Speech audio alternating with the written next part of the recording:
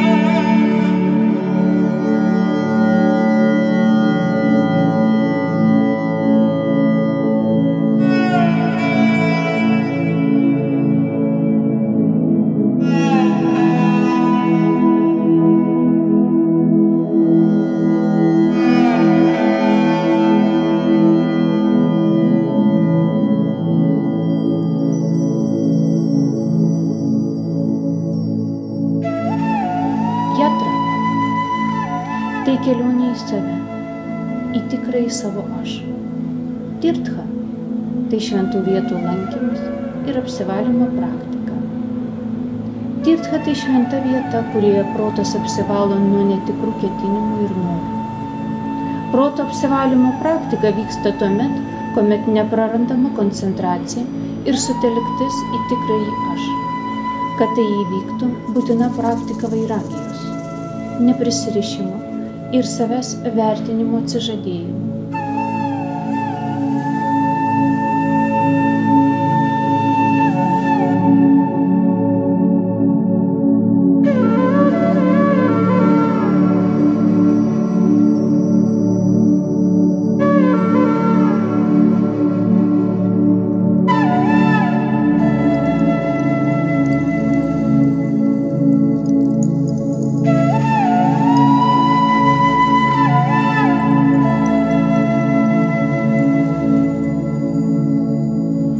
Kai vairakija pilnai užpildo praktikuojantį, Tirtha tampa tapasu, askeze. atveriančią tikrai savęs žinojimą.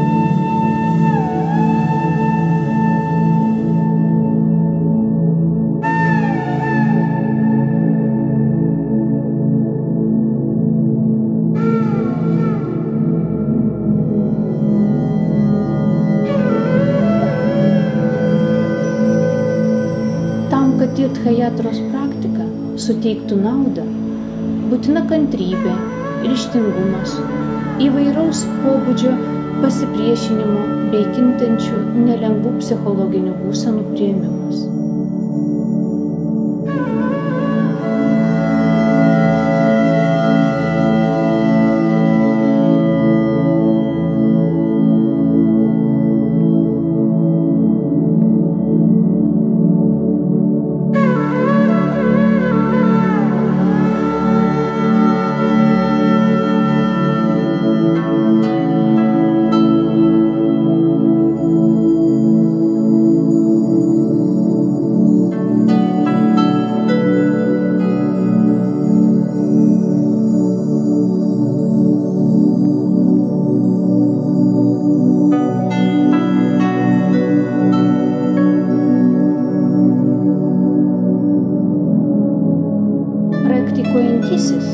Tirthayatros metu neturi pasiduoti įspūdžiams, o turi visą laiką kontroliuoti proto būsenas, aiškiai suvokiant kelionės tikslą.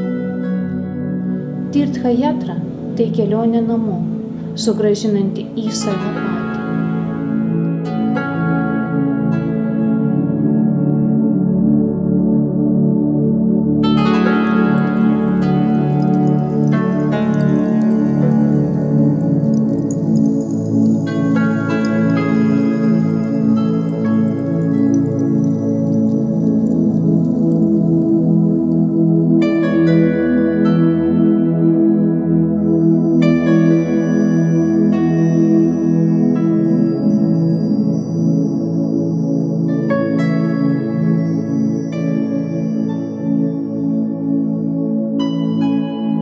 Tirthayatros metu aš visą laiką stebėjau mokinių būsenas, jų baimės, pyktį, abejonės atitraukiančias nuo tikslo, norus, mintis apie išdavystę, mintis apie tai, kad viskas gali būti žymiai geriau nei yra, ir nuolatinį polinkį vertinti. Visos šios būsenos yra proto kliūtis, kurios Tirthayatros metu iš žmogaus gilumos iškyla į paviršių.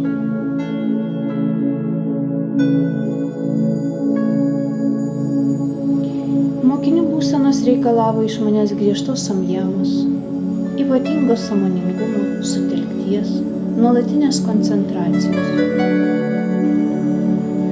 Suvokdama savo jausmus, proto būsenas, gebėjau neprisirišti ir nesusitapatinti su mokinių kintančiomis nestabiliomis būklėmis.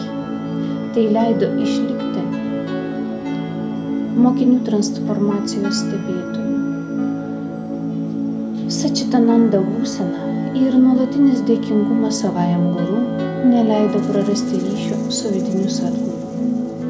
Tirthayatros metu vyko tikrasis jogos mokymas, kurį nelengva priimti. Tik per sadhaną atsiranda nuolankumas, ištikimybė, vystosi priėmimas bei atsiskleidžia žinojimas. Manau, kad tie, kurie buvo su manimi, įsitvirtino supratingumu, kad tikrasis jogos mokymas ateina ne per raštus, asanas ar dar kokias kitas praktikas, o yra perduodamas guru.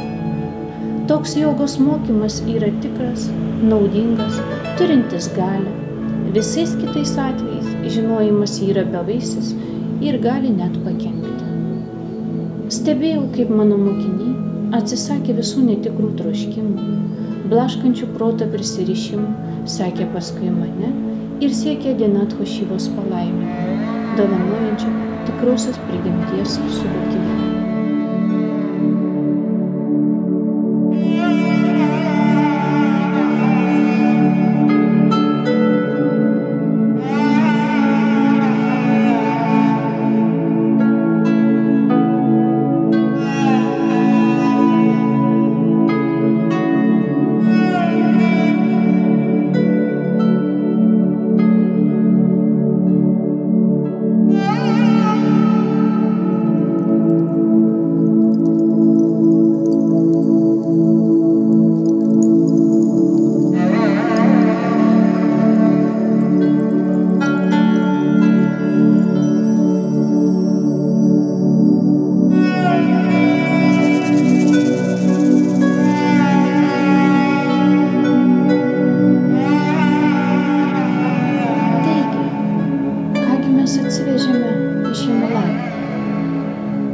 Manau, kad visi įsitikinome tuo, kad keisti kitus yra bergždžias darbas.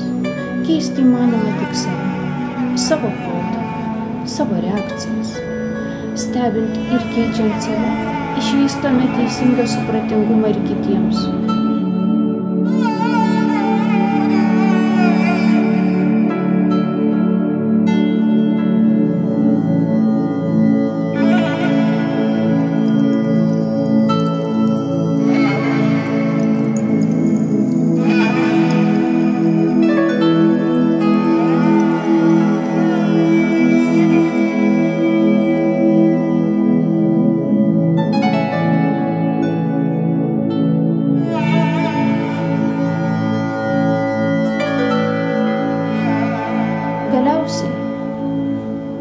Mes įsisąmoniname, kad tik mūsų pačių proto interpretacijos priverčia mus kentėti, be saiko džiaugtis arba džiaugtis per jėgą.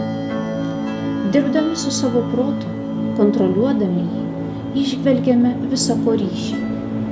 Iš tiesų imame suvokti, kad medžiai, žmonės, kalnai, dangus ir apskritai viskas, ką regime, yra prana, kuri nuolat juda ir keičiasi.